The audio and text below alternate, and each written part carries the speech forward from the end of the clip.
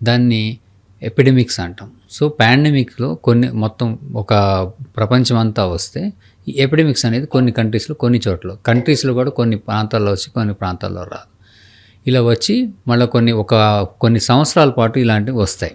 వచ్చినాక మెల్లగా అవి ఉండొచ్చు, లేదా అదే కంటిన్యూస్గా ఉండిపోవచ్చు, లేదా పూర్తిగా మాయమైపోవచ్చు. ఇప్పుడు మనం స్వైన్ ఫ్లూ చూసామనుకోండి, ఎక్కడో 1-2 కేసులు కనబడుతున్నాయి సీజన్లో, తర్వాత దాదాపుగా మనం మాయమైపోయిందని అనుకోవాలి.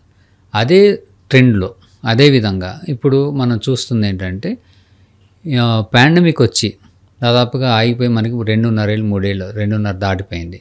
ఈ దాటిపోవటం వలన ఈ హెర్డ్ ఇమ్యూనిటీ అంటే ప్రజల్లో ఉన్న ఇమ్యూనిటీ అనేది కొంచెం తగ్గుతుంది. The maximum any viral infection అనేది తగ్గటం అనేది 1 ఇయరే ఉంటుంది ఇది ఇమ్యూనిటీ. సో సాధారణంగా మనకి ఎవ్రీ సీజన్లో జలుబులు వస్తాయి, దాన్ని ఫ్లూ అంటాం. ఆ ఫ్లూ యొక్క ఇమ్యూనిటీ అనేది 1 ఇయర్ ఉంటుంది.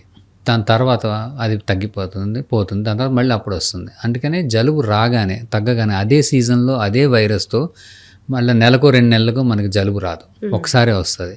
మళ్ళీ నెక్స్ట్ సీజన్కే మనకు వస్తుంది, ఎందుకంటే నెక్స్ట్ సీజన్కి వైరస్ ఉంటుంది. సో ఇలాంటి వైరస్లు దాదాపుగా మన ఇండియా ఎనీ కంట్రీ సరౌండింగ్స్లో తీసుకుంటే దాదాపు ఒక 20 టైప్స్ ఆఫ్ వైరస్లు ఇలాంటివి వస్తూనే ఉంటాయి.